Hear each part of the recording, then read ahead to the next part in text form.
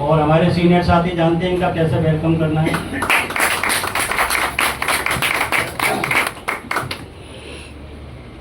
मैं पहले अपना परिचय दे देता हूँ। मेरा नाम जगमोहन मीना है और मैं भरतपुर से आया हूँ। और इस बिजनेस से पहले मैं क्लास 1 अधिकारी से रिटायर हुआ। बच्चू सिंह रावत जी मेरे पास ही थे, गोवर्धन में पोस्टिंग की थी और मैं इनका अधिकारी था वहाँ पे। और अच्छी खासी पेंशन भी आती है। मेरे 3 बेटे हैं। एक बेटा जिम चला रहा है भरतपुर में, उसका काफ़ी अच्छा मतलब 2-2.5 लाख की इनकम कर लेता महीने में। एक उससे छोटा बेटा मेरा बैंक में मैनेजर है और एक छोटा तैयारी कर रहा है।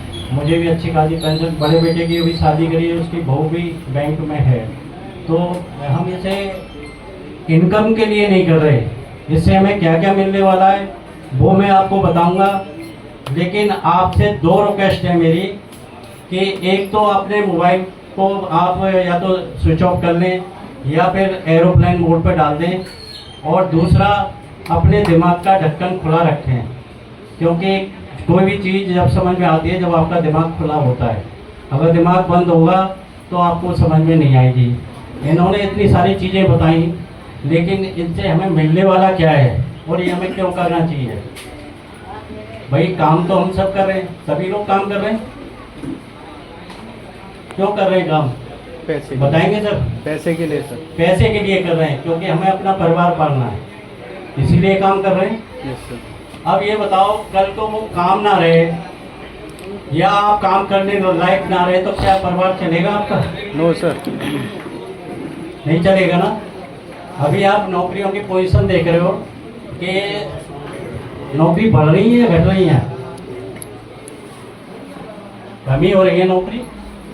और प्राइवेट में भी बहुत मारा मारी हो रही है। बच्चे अच्छी अच्छी डिग्री लेते हैं फिर प्राइवेट में जाके नौकरी करते हैं, और प्राइवेट में इतना खून चूसा जाता है कि 15-20 साल हो जाते हैं तो उन्हें तमाम बीमारियां होने लग जाती हैं।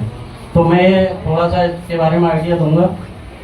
माध्यम से कमाने पहले तो मैं ये बता दूंगा आपको, यानी सबसे पहले आदमी नौकरी की तलाश करता है। Yes sir. चाहे नौकरी सरकारी मिल जाए या प्राइवेट, करता है कि करता है? हम अपने बच्चों को पढ़ा रहे हैं, क्यों पढ़ा रहे हैं? सरकारी नौकरी। कि भाई आगे पढ़ लेके तुम्हारी नौकरी लग जाएगी।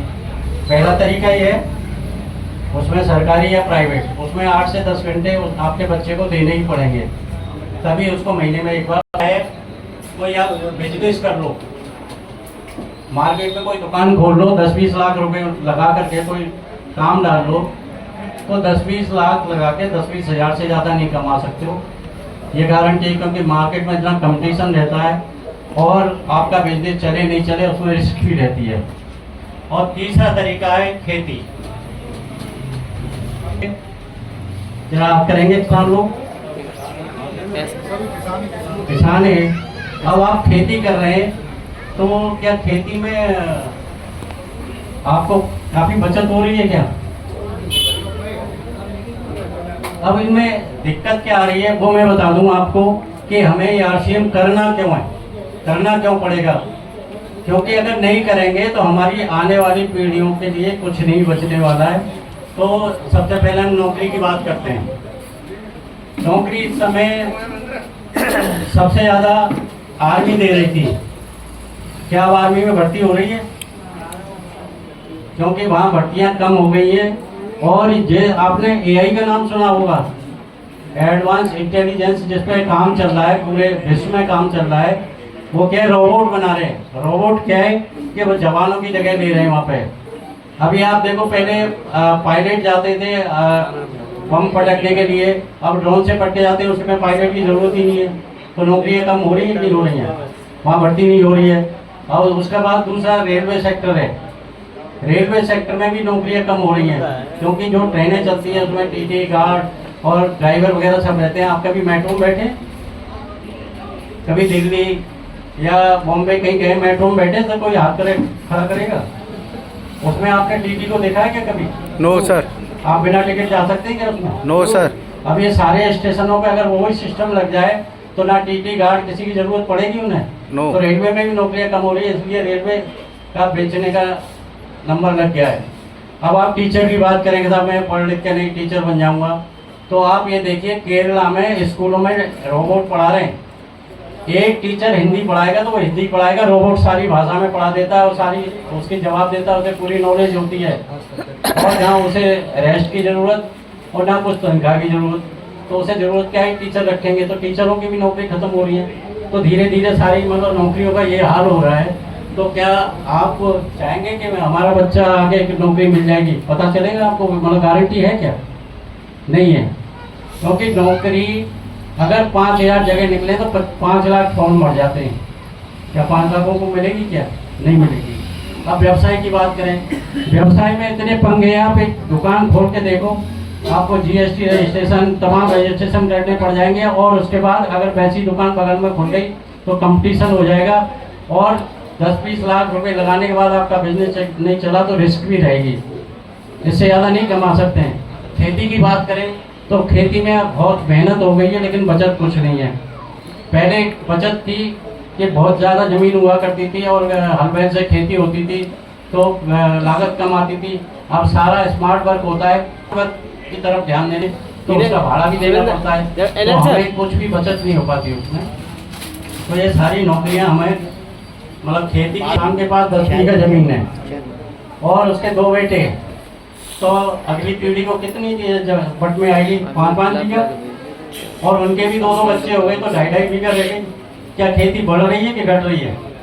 और फिर तमाम रोड निकल रहे हैं, लाइन डल रही है, उसमें खेती चली जाती है, तो खेती तो कम ही हो रही है। तो इसलिए खेती में भी कोई भविष्य दिखाई नहीं दे रहा। अब जो ये बात कर रहे हैं, अभी आपने ये सारे सिस्टम भी देखा, इन्होंने आपको प्लान भी समझाया, प्रोडक्ट के बारे में भी बताया, तो ये है क्या है?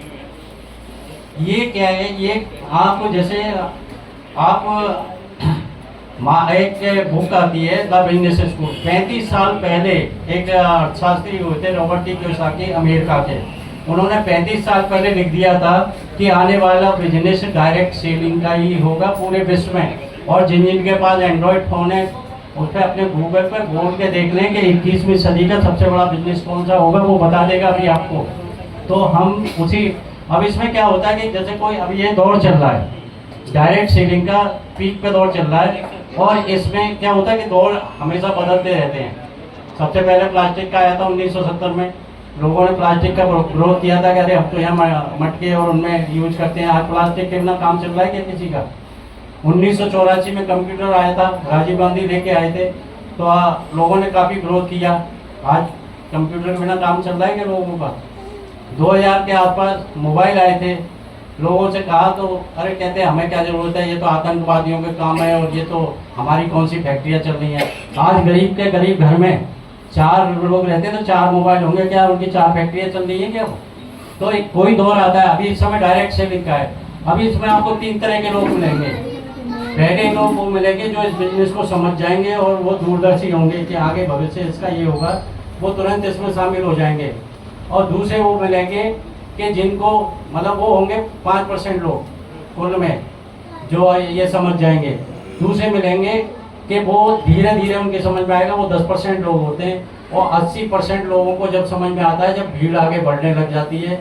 और 10% लोग ऐसे होते हैं कि जिन्हें सिर्फ ग्रोथ करना आता है, ना वो किसी को आगे बढ़ते देख सकते हैं, ना खुद आगे बढ़ने की कोशिश करते हैं। इस तरह के आप समाज में सारे लोग मिल जाएंगे। आप किसी से सलाह लो, भाई अभी जाके किसी से पूछो मैं इसकी, तो वह उसे कोई नॉलेज नहीं होगी, लेकिन आपको इतना ज्ञान दे देगा कि आप कहेंगे यार ये सही कह रहा होगा। आज क्या है, देखो कलयुग का टाइम है। अभी घर में 4 भाई रहते हैं, कोई भाई अपने बात को कहेगा तो वो उसकी नहीं मानेगा, पड़ोसी नेक पकड़ कर ले जाएगा ना जब उसकी बात को मान लेगा। तो ये कलयुग का असर है। तो इसमें क्या है कि हमारे बच्चों का भविष्य सुरक्षित हो रहा है। इसमें क्या है, जैसे अभी हमने नौकरी करी, 38 साल 1 महीने नौकरी करी, मुझे पेंशन आती है 68,000। अब मैं नहीं रहता हूँ तो मतलब आधी मिलेगी मिसेज को, मेरी को आधी पेंशन आएगी, और वो भी नहीं रहती है तो ये पेंशन खत्म हो जाएगी। परिवार को नहीं मिलती है, ये बच्चों को नहीं मिलती है। लेकिन ये ऐसा बिजनेस है, मैं लगभग 4 साल से इस बिजनेस में जुड़ा हूँ। रिटायरमेंट के बाद ही जुड़ा था मैं, 18 जुलाई 2021 को जुड़ा था। और इस सामान केवल हमने सामान चेंज किया है, कोई हमने इसमें लागत नहीं लगाई, कुछ नहीं। जो हम मार्केट से सामान ला रहे थे वो हमने यहाँ से लेना शुरू किया, और लगभग 5,18,000 के करीब हमारा घर में कमीशन आ चुका, और करीब 50,000 से ऊपर हम फ्री का प्रोडक्ट ले चुके हैं इसमें। और ये और एक प्रोडक्ट हमें अच्छे मिल रहे हैं 100% अच्छे। तो हमारा जैसे मेरा पहले क्या है 85 किलो वजन था, तो मुझे बीपी की समस्या रहती थी, पैर में फ्रैक्चर हो गया था, तो थोड़ा चलने फिरने में भी दिक्कत आती थी। आज मेरा 70 किलो वेट है, वो सब समस्याएं खत्म हो गई क्योंकि प्रोडक्ट इतने अच्छे हैं। और जो बीमारियां बढ़ रही हैं वो सिर्फ मिलावट की वजह से बढ़ रही हैं मार्केट में। आप अपनी मेहनत का पैसा या तो आधा मार्केट में देते रहो और बाकी का डॉक्टरों को देते रहो, या फिर आप यहाँ से पैसे बचा के अपने बच्चों का भविष्य सुरक्षित कर सकते हैं। और इतनी मैं जानकारी आपको आई होगी समझ में कि मैं इस बिजनेस को क्यों कर रहा हूँ और ये आप सबको करना चाहिए। तो आगे की जानकारी के लिए मैं श्री सुरदीप चौहान जी को जो टेक्निकल अचीवर हैं, मैं उनको आमंत्रित करता हूँ कि वो आगे की जानकारी दें। सुरदीप चौहान जी।